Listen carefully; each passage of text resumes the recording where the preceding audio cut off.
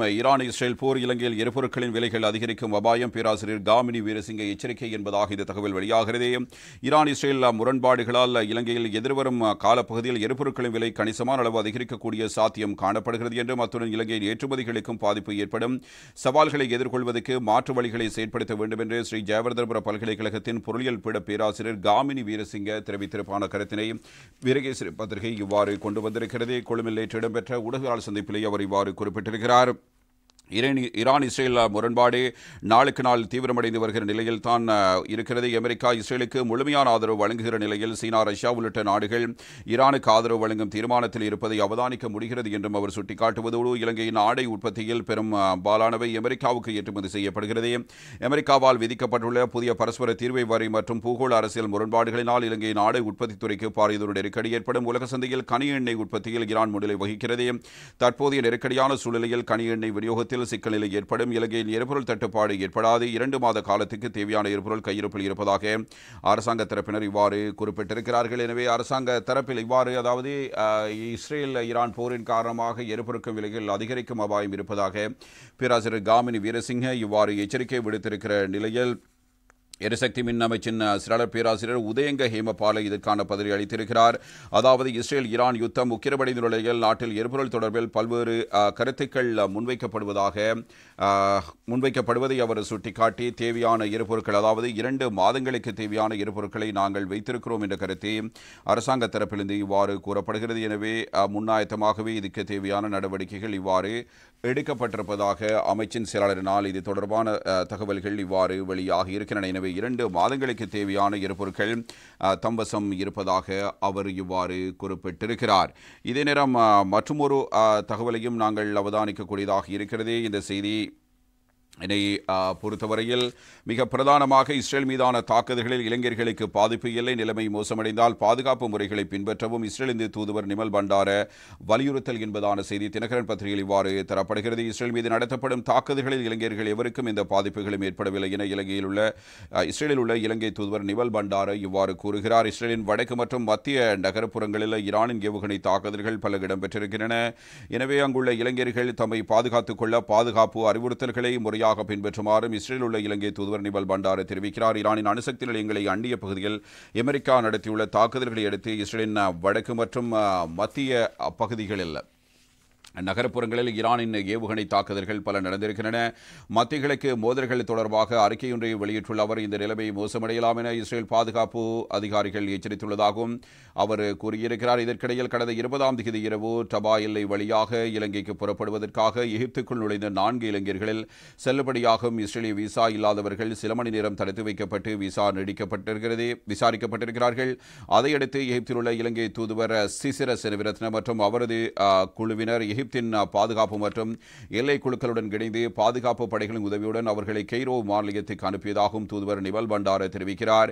இவர்கள் நேற்று காலை கெய்ரோ விமான நிலையத்திலிருந்து இலங்கைக்கு புறப்படவிருந்ததாகவும் தூதுவரால் தெரிவிக்கப்படுகிறது. அதேவேளை தற்போது இஸ்ரேலில் பணிபுரிந்து இலங்கைக்கு விடுமுறையில் வந்திருக்கும் மேலும் 119 பேர் கொண்ட குழு தொடர்பில் தூதரகம் தெரிவிக்கப்பட்டது. இதற்கு மேலதிகமாக துபாய் மற்றும் அபுதாபி விமான நிலையங்களில் தங்கியிருந்த 10 பேர் மீண்டும் இலங்கைக்கு புறப்பட்டுச் சென்றதாகவும் தூதுவர் தெரிவித்திருக்கிறார். இதன் பிரகாரம் அவர்களின் மீள் நுழைவு விசா காலத்தை நீடிக்க பிபா நிறுவனத்துக்கு அறிவிக்கப்பட்டிருக்கிறது.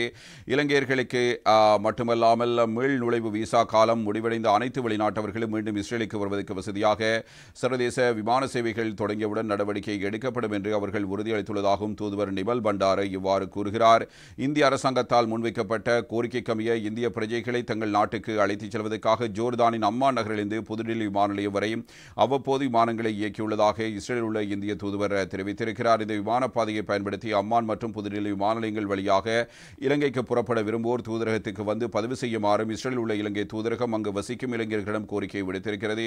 இஸ்ரேலிருந்து இதுவரை புறப்பட்ட மொத்த இளைஞர்களின் எண்ணிக்கை 5 என்றும் புறப்பட காத்திருக்கும் எண்ணிக்கை 3 பேர் என்றும் அமைச்சு தெரிவித்திருக்கிறது. அதேபோன்று ஈரானிலிருந்து புறப்பட்ட மொத்த இளைஞர்களின் எண்ணிக்கை 4 பேர் என்றும் 4 பேர் புறப்பட காத்திருப்பதாகவும் அமைச்சினூடாக இவ்வாறு வெளிப்படுத்தப்பட்டிருக்கிற தகவல்களை நாங்கள் அவதானிக்கலாம். இதே சந்தர்ப்பத்தில் இந்தியாவுக்கு நன்றி தெரிவித்திருக்கிறார் அமைச்சர் விஜித் ஹேரத் என்பதாக இன்னும் ஒரு செய்தியை நாங்கள் காணலாம். இஸ்ரேல் ஈரான் யுத்த நிலைமையால் ஈரானில் சிக்கியுள்ள இளைஞர்களை மீட்பதற்கு உதவிகளை வழங்கும் இந்தியாவுக்கு நன்றி தெரிவிப்பதாக வெளிவிவகார அமைச்சர் விஜித் ஹேரத்தினால் இவ்வாறு கூறப்படுகிறது. ஈரானில் சிக்கியிருக்கின்ற இளைஞர்களை மீட்பதற்கு தெஹ்ரானில் உள்ள இந்திய தூதரகம் உதவுவதற்கு முன்வந்திருப்பது இங்கே குறிப்பிடத்தக்கதாக அவரால் கூறப்படுகிறது. இது தொடர்பான அறிவிப்புகள் நேற்று முன்தினம் வெளியிடப்பட்டன. இந்த நிலையிலேயே வெளிவிவகார அமைச்சர் விஜித் ஹேரத் இந்தியாவுக்கு இவ்வாறு நன்றிகளை கூறியிருக்கிறார். காலத்துக்கு ஏற்ற வகையில் இந்த உதவியை வழங்குகின்றமைக்காக இந்தியாவுக்கு ஆழமான முறையில் நன்றியை தெரிவிக்கிறேன். இந்த நடவடிக்கையானது இரண்டு நாடுகளுக்கும் இடையிலான ஆழமான பிணைப்பு மற்றும் பங்காளித்துவத்தை வெளிக்காட்டுகிறது என்றும் வெளிவிவகார அமைச்சர் விஜித் ஹேரத் இவ்வாறு பாராட்டு தெரிவித்திருக்கிறார். எனவே அவருடைய கருத்து அவ்வாறு வெளியாகி இருக்கிற நிலையில் மற்றொரு தகவலையும் நாங்கள் அவதானிக்கலாம். ஈரானில் தங்கியிருந்த 41 இளைஞர்களில் 4 துருக்கி வழியாக வெளியேறல், இந்தியாவின் உதவியுடன் ஏனையோரும் வருவர் என்பதான செய்தியும் இவ்வாறு தரப்படுகிறது. தினகரன் பத்திரிகையில் மத்திய முதல்களுக்கு மத்தியில் ஈரானில் உள்ள இளைஞர்கள் தொடர்பான தகவல்களை வெளிவிவகார அமைச்சு வெளியிட்டிருக்கிறது. அமைச்சின் தகவலின் பிரகாரம் ஈரானிலிருந்து 41 இளைஞர்கள் தற்போது 4 அங்கிருந்து வெளியேறியுள்ளதாகவும் இன்னும் 37 பேரே வெளியேற இருப்பதாகவும் தினகரன் பத்திரிகை கொண்டு வந்திருக்கிற செய்தியின் மூலம் நாங்கள் இவ்வாறு அவதானிக்கலாம். எனவே ஈரானில் உள்ள இலங்கை தூதரகத்தில் பணிபுரியும் 5 அதிகாரிகளும் இந்த எண்ணிக்கையில் உள்ளடங்குவார்கள். இதற்கிடையில் ஈரானிலிருந்து வெளியேறிய இளைஞர்கள் 4 துருக்கி எல்லை வழியாக வந்துள்ளதாக அமைச்சு தெரிவிக்கிறது. அண்மையில் பாராளுமன்றத்தில் உரையாற்றிய வெளிவிவகார வெளிநாட்டு இழப்பு மற்றும் சுற்றுலா அமைச்சர் விஜித் ஹேரத் ஈரானில் சுமார் 35 இளைஞர்கள் தங்கியிருப்பதாக தெரிவித்திருக்கிறார். அவர்களில் 8 பேர் ஈரான் பிரஜைகளுடன் திருமணமாகி வாழ்ந்து வருவதாகவும் அமைச்சர் இதன்போது குறிப்பிட்டார். இதேவேளை ஈரானில் உள்ள இளைஞர்கள் இலங்கைக்கு அழைத்து வருவதில் இந்தியா உதவும் என்றும் அதற்கான பேச்சுவார்த்தைகளை முன்னெடுக்கப்பட்டுள்ளதாகவும் வெளிவிவகார அமைச்சர் விஜித் ஹேரத்தினால் இது பற்றியும் குறிப்பிடப்பட்டிருப்பதை நாம் காணக்கூடியதாக இருக்கிறது. இதே நேரம் மற்றொரு செய்தி குறித்தும் நாங்கள் அவதானத்தை செலுத்த வேண்டும். அந்த தகவல் இவ்வாறு தரப்படுகிறது. பாதிப்பை சமாளிக்க அரசின் முன்னாய திட்டங்கள் என்ன, பிரதான எதிர்க்கட்சி கேள்வி என்பதாக இன்னும் ஒரு செய்தியை வீரகேசரி பத்திரிகை இவ்வாறு கொண்டு வந்திருக்கிறது. ஈரான் இஸ்ரேல் மோதலானது இலங்கை போன்ற சிறிய நாடுகளின் பொருளாதாரத்தில் நேரடியான பாதகமான தாக்கத்தை செலுத்தும். அவற்றை எதிர்கொள்வதற்கு இப்போதிருந்தே முன்னாயத்தங்களை செய்ய வேண்டும். ஆனால் அரசாங்கத்திடம் அவ்வாறு எவ்வித முன்னாயத்தனங்களும் இல்லை என்று ஐக்கிய மக்கள் சக்தியின் தேசிய அமைப்பாளர் திஸ்ஸ அத்தநாயக்க இந்த குற்றச்சாட்டினை முன்வைக்கிறார். கொழும்பில் உள்ள ஐக்கிய மக்கள் சக்தி அலுவலகத்தில் நேற்று ஞாயிற்றுக்கிழமை இடம்பெற்ற ஊடகவியலாளர் சந்திப்பில் கருத்து வெளியிடும் போதே அவரால் இவ்வாறு குறிப்பிடப்பட்டிருக்கிறது. இது தொடர்பில் அவர் கருத்து வெளியிடும் போது எமது நாட்டின் தேயிலை ஏற்றுமதியில் ஈரான் முன்னிலையில் உள்ளது. அது மாத்திரமன்றி மத்திய கிழக்கில் எரிபொருள் விநியோகத்தில் ஈரான் பிரதான பங்கினை வகிக்கிறது. மறுபுறம் இஸ்ரேலில் அதிகளவான இளைஞர்கள் தொழில் புரிகிறார்கள். இந்த 2 நாடுகளுக்கும் இடையிலான மோதல்களால் எம்மை போன்ற சிறிய நாடுகளின் பொருளாதாரம் பாரிய அளவில் பாதிக்கப்படும். அத்தோடு டொலர் நெருக்கடியும் ஏற்படும். எனவே இவற்றை கருத்தில் கொண்டு முன்னாயத்த நடவடிக்கைகள் எடுக்கப்பட வேண்டும். இந்த நெருக்கடிகளை எதிர்கொள்வதற்கு அரசாங்கம் எவ்வாறு நடவடிக்கைகளை முன்னெடுத்துள்ளது என கேள்வி எழுப்புகிறோம். இவ்வாண்டு இதுவரையான காலப்பகுதியில் அரசாங்கம் அரச வருவாயில் நிர்ணயிக்கப்பட்ட இலக்கினை அடையவும் இல்லை. அதேவேளை பொருளாதார வளர்ச்சி வேகம் 4.6% வீழ்ச்சியடைந்திருக்கிறது. 2026 ஆண்டு ஆகும்போது இது 3% வீழ்ச்சியடைய வாய்ப்பு இருக்கிறது. இவ்வாறு இருக்கையில் 2027 ஆண்டின் பின்னர் நாம் இவ்வாறு வாக்குறுதி அளித்தவாறு கடனை மீள செலுத்துவோம். உலக யுத்த நிலைமையும் அமெரிக்காவின் பொருளாதார பின்னடைவும் இலங்கைக்கு சிறந்த வாய்ப்பாகும் என அமைச்சர் சுனில் ஹந்துனேத்தி குறிப்பிடுகிறார். அது எவ்வாறு என்று எமக்கு புரியவில்லை. எரிபொருள் நெருக்கடி ஏற்பட்டால் இனி அனைத்து பிரச்சனைகளும் இயல்பாகவே அதிகரிக்கும். தற்போது உலக சந்தையில் எரிபொருள் விலை அதிகரித்து வருகிறது. இது இவ்வாறு இலங்கைக்கு சாதகமாகும். அரசாங்கத்தின் கருத்துக்களில் இறுதியில் நாட்டு மக்களை பிரச்சனைகளை எதிர்கொள்ள நேரிடும் என்பதாக திஸ்ஸ அத்தநாயக்க இது பற்றிய கருத்துக்களை இவ்வாறு முன்வைத்து பேசியிருக்கிறார். இதே நேரம் இன்னும் ஒரு விடயத்தை நாங்கள் அவதானிக்கலாம். ஈரான் இஸ்ரேல் போர் ஏற்றுமதியில் குறைந்த தாக்கத்தை ஏற்படுத்தும் என்பதான கருத்து இவ்வாறு தெரிவிக்கப்படுகிறது. அதாவது அபிவிருத்தி சபைதான் இது தொடர்பான கருத்தினை முன்வைத்திருக்கிறது. தினகரன் பத்திரிகை இந்த செய்தினை இவ்வாறு கொண்டு வந்திருக்கிறது. அந்த நாடுகளில் தற்போது ஏற்பட்டுள்ள சூழலால் ஏற்றுமதியாளர்கள் சோர்வடையக்கூடாது என்றும் ஏற்றுமதி அபிவிருத்தி தலைவர் மங்கள விஜயசிங்க கூறியிருக்கிறார்.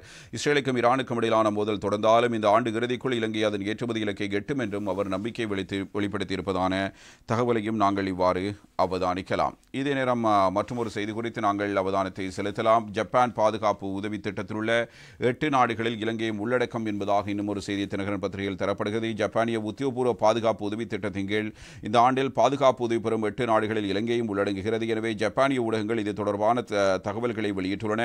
கடல்சார் கண்காணிப்பு மற்றும் அனர்த்த மீட்பு நடவடிக்கைகளை மேம்படுத்துவதை நோக்கமாக கொண்டு இத்திட்டம் தயாரிக்கப்பட்டுகிறது.